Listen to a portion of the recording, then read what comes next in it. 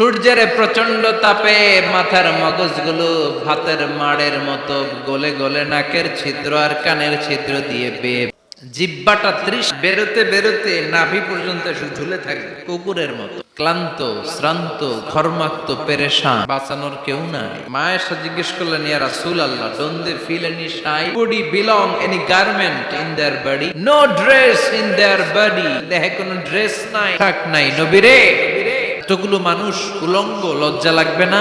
বিশ্বনবী বললেন, আয়েশা তুমি লজ্জার চিন্তা করো, সেদিন বাবা ছেলেরে দেখে দৌড়ে পাল। দৃশ্যটা কিরকম, এর নকশা খুব সংক্ষিপ্ত পরিসরে মাত্র 11টা আয়াতে আল্লাহ তুলে ধরেছে। আপনি মনোযোগ দিয়ে কান খরগোশের মতো খাড়া করে যদি কথাগুলো শুনেন, আপনার মনে হবে আপনি এখানে বসে কিয়ামত চোখে লাইভ দেখতেছেন। লাইভ আল্লাহ এমন ভাবে বলেছে, সুবহানাল্লাহ। তা আসুন আমরা সরাসরি কিয়ামতকে দেখে আসলে কিয়ামতটা কেমন বর্ণনা করছেন কে? আল্লাহ। সূরার নাম হচ্ছে সূরাতুল কারিয়া। কি নাম হবে? সূরার নাম আল কারিয়া। আল কারিয়া এটা মাক্কি সূরা।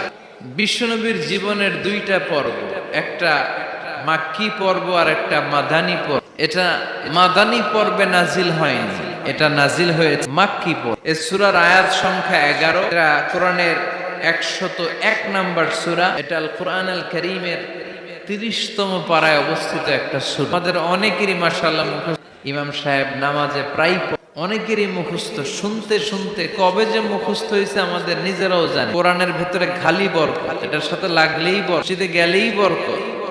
মনের অজান্তে আমরা এই সূরাকে মুখস্থ করে ফেলি। কিন্তু এই সূরার ভেতরে যে আল্লাহ কোরআনের কিয়ামতের এত চমৎকার নকশা এঁকেছেন, এত প্রামাণ্য বর্ণনা দিয়েছেন, এটা আমরা অনেকে জানিই না। আসুন আমরা এই সূরার আলোকে দেখার চেষ্টা করি যে কিয়ামতটা কিরকম হবে। আল্লাহ একটা শব্দকে এই সূরার শুরুতে 3 বার উল্লেখ করে আমাদের দৃষ্টি আকর্ষণ করেছে। Allah try to draw our attention by mentioning 3 times a word, that is al-qari'ah. al-qari'ah শব্দটাকে তিনি 3 বার উল্লেখ করে আমাদের দৃষ্টি আকর্ষণ করেছেন। একটা শব্দ 3 বার বললে মানুষের দৃষ্টি আকর্ষিত হয় না? যেহেতু এটা আরব দেশে নাজিল হয়েছে, আবার মক্কায়, মক্কার লোকেরা আরবি বুঝে, তাদেরকে প্রথম বলা হলো আল কারিয়া। তারা ফিরে তাকালো, কি আল কারিয়া? আবার বলা হলো মাল কারিয়া। কারিয়া আবার বলা হলো ওমা আদরাকা মাল কারিয়া। দৃষ্টি আকর্ষণের জন্য আল্লাহ তাআলা 3 বার এই শব্দটা বলেছেন। এজন্য এই শব্দের একটা সিগনিফিকেন্স, একটা গুরুত্ব, অর্থবহ একটা মানদণ্ড আছে না নাই? আল কারিয়া শব্দের অর্থ হচ্ছে বিকট আওয়াজ। কারিয়া মানে কি? বিকট আওয়াজ।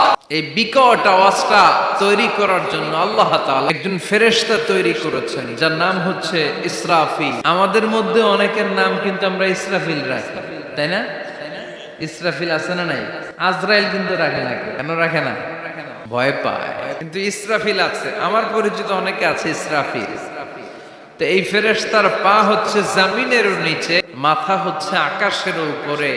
এই ফেরেশতার কাজ হচ্ছে ওই বিকট শব্দ তৈরি করা। উনি একটা সাইরেনের মধ্যে ফু দিবেন, হুইসেল দিবেন, ট্রাম্পেট। ওই ট্রাম্পিটে, ওই সাইরেনে, ওই হুইসেলে ফু দিলেই শুরু হয়ে যাবে আল কারিয়া। আল মা আদরাকা মাল। এই ফেরেশতার দায়িত্বই হচ্ছে ওই বাঁশির মধ্যে ফু দেয়া, হুইসেল, সাইরেন, ট্রাম্পিট। আরবিতে এটাকে বলা হয় আসুর। ইদা নুফিখা ফিস-সূরি নাফখা ওয়াহিদা।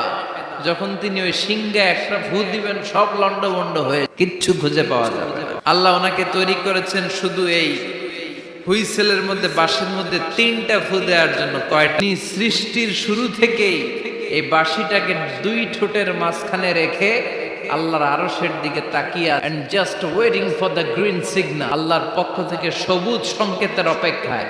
যখনই আল্লাহর অর্ডার করবেন তখনই শুরু হয়ে যাবে আল কারিয়া। মাল মা আদরাকা মাল। সৃষ্টির শুরু থেকেই ইসরাফিল ফেরেশতা বিশাল সিংহাটাকে 2 ঠোঁটের মাঝখানে করে আরশের দিকে তাকিয়ে আছে, কখন আল্লাহ অর্ডার দিবে।